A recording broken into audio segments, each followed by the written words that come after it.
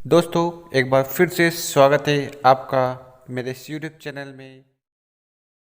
देश में direct sales, exhibitions और ऑनलाइन प्लेटफॉर्म जैसी सुविधाएं बढ़ाई गई।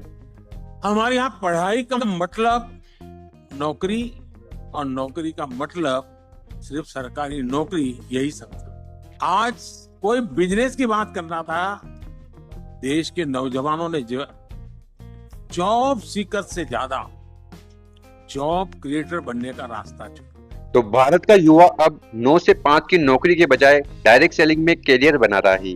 डायरेक्ट सेलिंग यानी कि नेटवर्क मार्केटिंग में लोग उत्पाद प्रोडक्ट बेचकर मुनाफा कमा सकते हैं। यह उन्हें आत्मनिर्भर बनाने का मौका देता है और अपनी मेहनत के आधार पर सफलता पाने का रास्ता खोलता है। इस क्षेत्र में युवा अपनी क्षमता का अधिकतम उपयोग कर रहे हैं और अपने सपनों को साकार कर रहे हैं। इसका मतलब कि जो कभी कभी नरेंद्र मोदी जी कहते हैं कि हम लोगों के हाथ में रोजगार करने की शक्ति दे, वही आपने दे दिया, इसलिए हम आपको सैल्यूट करते हैं। और बड़ी समानता है डायरेक्ट सेलिंग एंटिटी में और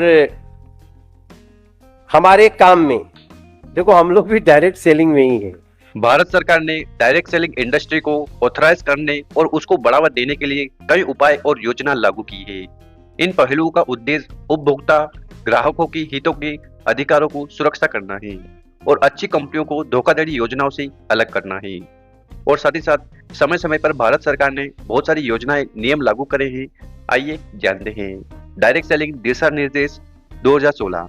सरकार ने डायरेक्ट सेलिंग और मल्टी लेवल मार्केटिंग कंपनियों के लिए एक नियामक ढांचा यानी कि रेगुलेटरी फ्रेमवर्क मॉडल दिशा निर्देश जारी किए थे। इन इंस्ट्रक्शन में कंपनियों को पंजीकरण यानी कि रजिस्ट्रेशन, पारदर्शी मुआवजा योजना यानी कि ट्रांसपेरेंट कंपनसेशन प्लान और एथिकल मार्केटिंग प्रैक्टिस पालन करने की आवश्यकता है। तो भारत सरकार ने ये नियम इसलिए लागू करे थे ताकि जो अच्छी कंपनियां हैं वो आगे आ पाए और जो लोगों को लूटने के लिए बैठी है वो कंपनियां मार्केट से खत्म हो जाए। और 2016 में भारत सरकार ने ये पहल करी थी सारी डायरेक्ट सेलिंग कंपनियों के लिए। उसके बाद 2019 में एक और कंज्यूमर प्रोटेक्शन एक्ट आया था। इस अधिनियम के अनुसार जो भी खराब प्रोडक्ट थे या फिर जो ऐसी सर्विसेज थी जिसमें लोगों का पैसा डूब रहा था या अनुचित व्यापार था, उन पर ध्यान दिया गया और ऐसी सारी कंपनियों को हटा दिया गया जो लोगों को लूटने बैठी थी और गलत सेवाएं प्रदान कर रही थी और प्रोडक्ट के नाम पर सिर्फ जाली काम कर रही थी। तो ऐसी कंपनियों को 2019 में हटा दिया गया है। इसके बाद वो डायरेक्ट सेलिंग में एक और नियम आया था जो 2021 में। इन नियमों के तहत डायरेक्ट सेलिंग को परिभाषित किया गया कि आखिर डायरेक्ट सेलिंग है क्या, और साथ ही साथ कंपनी और विक्रेता सेलर की जिम्मेदारी को स्पष्ट किया गया। और जितने भी पिरामिड स्कीम है, मनी सर्कुलेशन है, धोखाधड़ी जो प्रथाएं थी उन पर प्रतिबंध लगाया और उचित मुआवजा प्रदान करना और साथ ही साथ शिकायत निवारण तंत्र की भी आवश्यकता अनिवार्य की। तो इससे ये स्पष्ट हो गया है कि डायरेक्ट सेलिंग एक इंडस्ट्री है जहां पर आप लोगों के साथ धोखाधड़ी नहीं कर सकते और जो भी धोखाधड़ी करेगा उस पर उचित कार्रवाई होगी। तो ये जो कंज्यूमर प्रोटेक्शन एक्ट था ये 2021 में आया था। तो इस प्रकार से 3 नियम आए थे और साथ ही साथ भारत सरकार ने स्टेट लेवल मॉनिटरिंग कमेटी भी बनाई थी। ये कमेटी क्या करती थी कि अपने स्टेट है, अपने राज्य में डायरेक्ट सेलिंग जितनी भी कंपनियां हैं उन पर निगरानी रखना, साथ ही साथ अनएथिकल जो प्रैक्टिस है उन्हें रोकना, और प्रोडक्ट बेस्ड जो कंपनियां हैं, जो रियल कंपनियां हैं जो 10-15 साल से काम कर रही है उनकी मदद करना और उनको राज्य में सही स्थापित करना। तो इसीलिए स्टेट लेवल मॉनिटरिंग कमेटी बनाई थी ताकि ये सारी सुविधाएं डायरेक्ट सेलिंग कंपनियों को मिले। क्योंकि क्या होता था कि 2021 के पहले जब नियम नहीं था, कोई गाइडलाइन नहीं थी, तो उस समय पिरामिड स्कीम और मनी सर्कुलेशन वाली जो योजना है वो खूब चल रही थी। तो फिर सरकार ने उस पर प्रतिबंध लगाया। तो मैं सच बताऊं, सब आत्मनिर्भर हैं, सभी अपनी अपनी जगह पे आत्मनिर्भर हैं। आप देखिए, हमें अपनी पार्टी के बारे में अपनी जब भी बात करते हैं तो हमें तो एक व्यक्ति जब दबाएगा ना तो सही जगह दबाए तभी हमारा काम चलने वाला है। तो हम इस चीज को समझ सकते हैं। अब अगर हमने गलत ढंग से उसको बेवकूफ बना के दबवा दिया तो फिर कल गाली देगा। अगर हमने उसको सही वायदा किया और सही ढंग से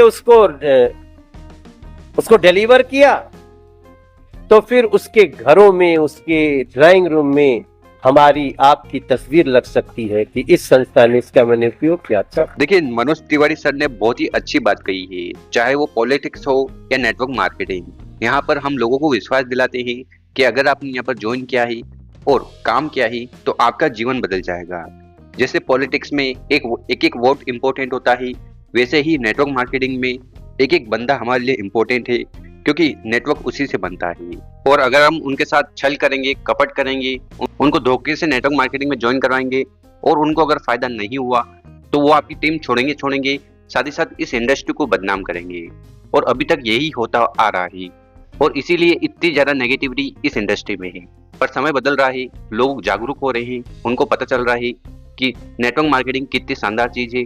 यहाँ पर हमें बड़ा इन्वेस्टमेंट नहीं करना होता, बस अपनी जरूरत का प्रोडक्ट हमें खरीदना है और हम अच्छा खासा बिजनेस कर सकते हैं।